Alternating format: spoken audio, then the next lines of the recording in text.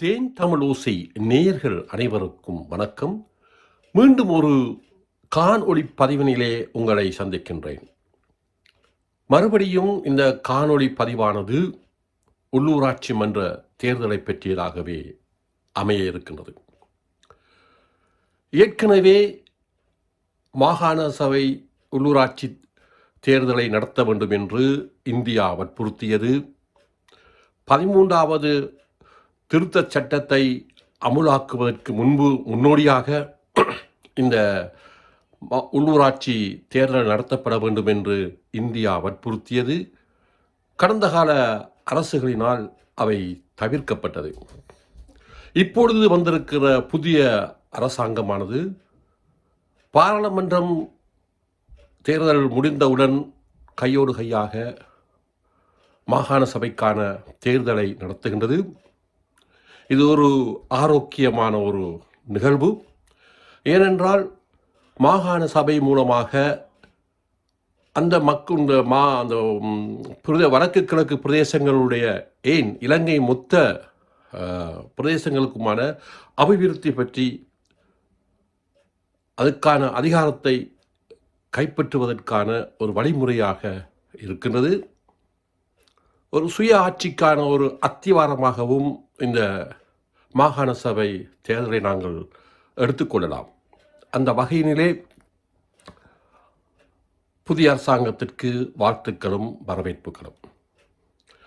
இப்பொழுது அடுத்த கட்டம் என்னவென்று சொன்னால், இந்த மாகாண சபை தேர்தலிலே குறிப்பாக எமது பேசாலையை பற்றி தான் நான் உங்களோடு கலந்துரையாட இருக்கின்றேன். பேசாலை இந்த மாகாண அபிவிருத்தி சபையானது பிரதேசங்களுடைய அபிவிருத்தி, பிரதேசங்களுடைய தேவைகள், சமூக தேவைகள், பொருளாதார தேவைகள், இவைகளை இனம் கண்டு குறைவாக இருக்கின்றதை அபிவிருத்தி செய்கின்ற ஒரு அமைப்பு, அதிகாரம் கொண்டதுதான் இந்த மாகாண சபைகள். இந்த மாகாண சபைக்கு எங்களுடைய ஊருடைய தேவைகள், அபிவிருத்திகள், முன்பள்ளி, கல்வி, சுகாதாரம், நெடுஞ்சாலைகள், வடிகால் அமைப்புகள், கடற்கரையோரங்கள், மீன்பிடி, இவைகளை பற்றிய ஒரு அபிவிருத்தி நோக்கோடு நாங்கள் வேட்பாளர்களை நிறுத்த வேண்டும். இதில் வேடிக்கை என்னவென்றால், வாக்காளர்களை விட வேட்பாளர்கள் கூட இருப்பதாக தெரிகின்றது. இது ஒரு ஆபத்தான ஒரு நிலை. ஏனென்றால் பல்வேறு வேட்பாளர்கள் களத்தில் குதித்திருப்பது மக்களுடைய வாக்குகளை சிதறடித்து, நாங்கள் பேசாலை மக்கள் ஊரவன் வர வேண்டிய இடத்தினிலே அதிகார சபைக்கு, அந்த மாகாண சபைக்கு, அந்த பிரதேச சபைக்கு வேறு ஏற்கம்பட்டி வேறு பிரதேச அவங்களுடைய ஆதிக்கம் கையோங்கி விடுமோ என்ற ஒரு அச்சம் நிகழ்கின்றது. இது ஒரு பேர் ஆபத்து. ஏனென்றால் எப்படியாவது அந்த பிரதேச சபையிலே பேசாலை மக்களை சார்ந்தவருடைய கை வலுவாக இருக்க வேண்டும். அதற்கு பேசாலை மக்களுடைய வாக்குகள் சிதறடிக்கப்படாமல் ஒட்டுமொத்தமாக ஒரு அமைப்புக்கு, அது யாராக இருந்தாலும் அந்த அமைப்புக்கு கொடுக்க வேண்டும். குறிப்பாக என்னை பொறுத்தவரையிலே நான் ஏற்கனவே சொல்லியிருக்கின்றேன், மாகாண சபை பிரதேச சபை அபிவிருத்தி சம்பந்தப்பட்டது, ரூரல் டெவலப்மெண்ட் பற்றிய ஒரு அடித்தள சபைதான், களம்தான் இந்த உள்ளூராட்சி மாகாண சபை தேர்தல். இந்த இடத்தில் போய் நாங்கள் தேசியவாதம் பேசுவதனால் எந்த விதமான பிரயோஜனமும் இல்லை. எனவே ஆளும் தரப்புக்கு துணை போகக்கூடிய, அனுசரணையாக இருக்கக்கூடிய ஒரு வேட்பாளர்கள் அந்த அமைப்பு தான் அங்கு போக வேண்டும். அப்பொழுதுதான் எங்களுடைய பாதீடு, அதாவது மாகாண சபைக்கு, பிரதேச சபைக்கு தேவையான ஒதுக்கீடுகள், தேவையான பணத்தை, நிதியை அரசாங்கத்திடமிருந்து பெற்றுக்கொள்ள முடியும். அதை நாங்கள் உரிய முறையிலே நாங்கள் அந்த பிரதேச சபைக்கு, பேசாருடைய பிரதேசத்துக்கு அபிவிருத்திக்கு ஏற்ற வகையிலே அதை நாங்கள் பாவிக்க வேண்டும். எனவே எங்களுடைய இந்த இந்த இந்த இந்த தேர்வினிலே இந்த தேர்தலில் நீங்கள் முக்கியமாக கருத வேண்டியது பேசாலையினுடைய பிரதேச சபையினுடைய அபிவிருத்தியை பற்றித்தான் உங்களுடைய அக்கறைகள் இருக்க வேண்டும். எனவே எங்களுடைய வாக்குகள் பிரியக்கூடாது. நான் இங்கிருந்து பார்த்தேன், ஆளுங்கட்சி சார்பாக சிலர் போட்டியிடுகின்றார்கள். அவர்களுக்கு எதிராக பலர் களத்தில் இறங்கியிருக்கின்றார்கள். இது எங்களுடைய வாக்குகளை பிரித்து எங்களை பலவீனப்படுத்துகின்ற ஒரு நிகழ்வாக அமைய இருக்கின்றது. பேசாலை ஊரவன் இருக்க வேண்டிய இடத்திலே மற்ற ஊரவர்கள் தங்களுடைய அதிகாரத்தை ஆட்சியையும் செலுத்தக்கூடிய ஒரு பேராபத்தொன்று இருக்கின்றது. இதை நாங்கள் கருத்தில் கொள்ள வேண்டும்.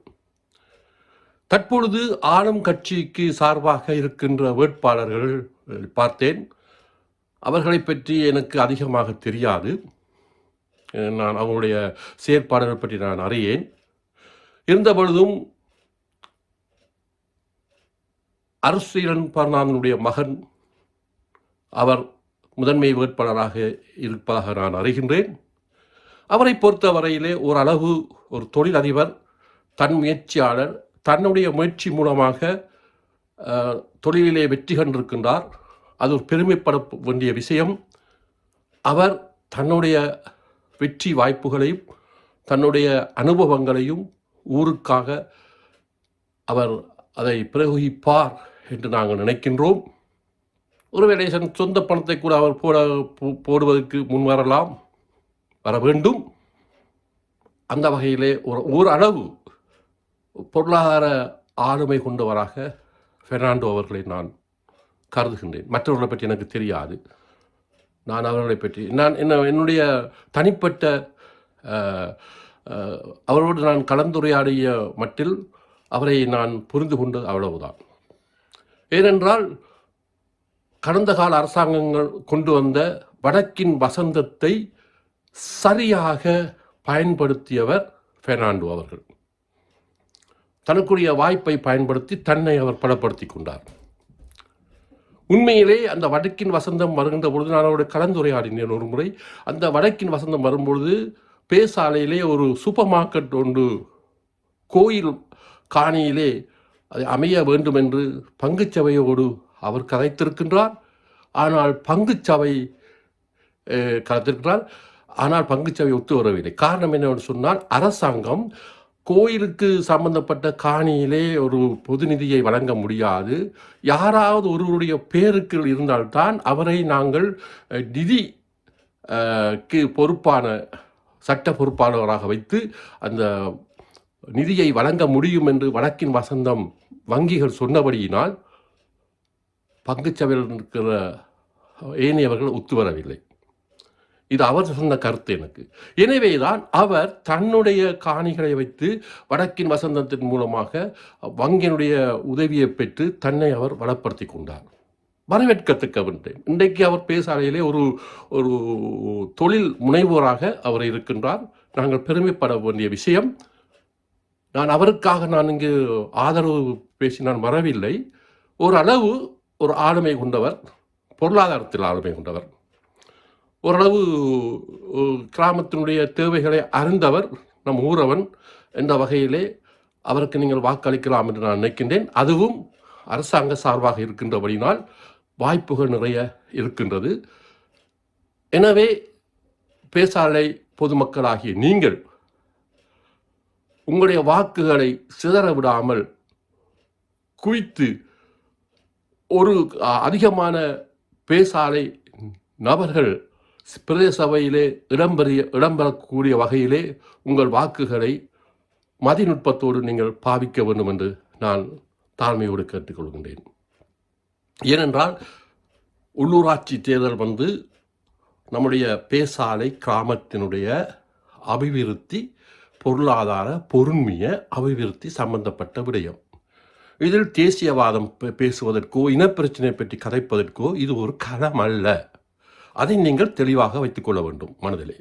எனவே ஆளும் அரசாங்கத்திற்கு சார்பாக உண்மையிலே ஊரிலே பற்றுக்கொண்ட ஊரின் வளர்ச்சிக்காக தன்னை தியாகம் செய்யக்கூடிய ஒரு அளவு வெற்றி கண்ட வெற்றியாளர்களை, பொருளாதாரத்தில் வெற்றியாளர்களை நீங்கள் வாக்களிக்க வேண்டும். அதற்காக ஏழைகளை நீங்கள் தெரிவு செய்யக்கூடாது என்று அர்த்தம் அல்ல. ஒரு அளவு தங்களுடைய சொந்த முயற்சியின் மூலமாக முன்னுக்கு வந்தவர்கள் அந்த வழி மூலமாக பேசாலை மக்களுடைய அபிவிருத்திக்கு அவர் உதவி செய்வார் என்ற ஒரு நோக்கத்தோடு எம்மூரவன் என்ற ஒரு பற்றோடு இந்த முறை நீங்கள் வாக்களிக்க வேண்டும் என்று நான் கேட்கின்றேன். என்றால் நான் பார்த்திருக்கிறேன், நிறைய கட்சிகள், நிறைய வேட்பாளர்கள் இந்த முறை களத்திலே குதித்திருக்கின்றார்கள். அவ்வாறு இருப்பதனால் எங்களுடைய வாக்கு பலம், நாங்கள் தெரிவு செய்யக்கூடியவருடைய பலம் குறைந்து மற்ற ஊரவருடைய ஆதிக்கம் ஓங்கிவிடுமோ என்ற ஒரு பயம் ஒன்று இருக்கின்றது. தயவு செய்து பேசாலை பெருமக்களே, நீங்கள் அனைவருமே நிதானித்து சிந்தித்து உங்கள் வாக்குகளை அளிக்குமாறு நான் கேட்டுக்கொள்கின்றேன். புலத்திலிருந்து எங்கேயோ துருவ நாட்டில் இருந்து கொண்டு இவர் பதிவுகளை போடுகிறார், இவருக்கும் ஊருக்கும் என்ன அக்கறை என்று நீங்கள் நினைக்கக்கூடாது. ஏனென்றால் உங்களை விட எங்களுக்குத்தான், நாங்கள் அப்பால் இருக்கின்ற எங்களுக்குத்தான் எங்களுடைய ஊரை பற்றிய நினைவுகளும் கனவுகளும் நெருடல்களும் இருந்து கொண்டே இருக்கும். நீங்கள் உள்ளூருக்குள் இருப்பதினால் பிரச்சனையை நீங்கள் சந்திக்கின்றீர்கள், உண்மைதான்.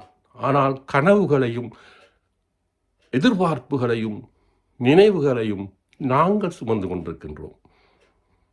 எப்படியாவது எங்கள் ஊர் மக்கள் சந்தோஷமாக வாழ வேண்டும், நாங்கள் திரும்பி போகின்ற பொழுது ஒவ்வொரு சந்தோஷங்களை நாங்கள் பார்க்க வேண்டும் என்ற ஒரு ஆவல் இருப்பதனால்தான் நாங்கள் இப்படியான ஒரு அக்கறையோடு, சமூக அக்கறையோடு இந்த பதிவுகளை நாங்கள் போடுகின்றோம். அதிகமாக நான் போடுகின்ற பதிவுகள் ஊரின் சம்பந்தமான பதிவுகள். ஒருவேளை கொஞ்சம் கஷ்டமாக இருக்கும், ஜீரணிப்பதற்கு கொஞ்சம் ஒரு கடினமான ஒரு அமைப்பாக ஒரு பதிவாக இருக்கும். இருந்த பொழுதும் அதை நீங்கள் ஏற்றுக்கொண்டு பதிவினுடைய முக்கிய சாராம்சத்தை நீங்கள் கடைப்பிடித்து அதை நீங்கள் மேற்கொள்ள வேண்டும் என்று நான் விரும்புகின்றேன்.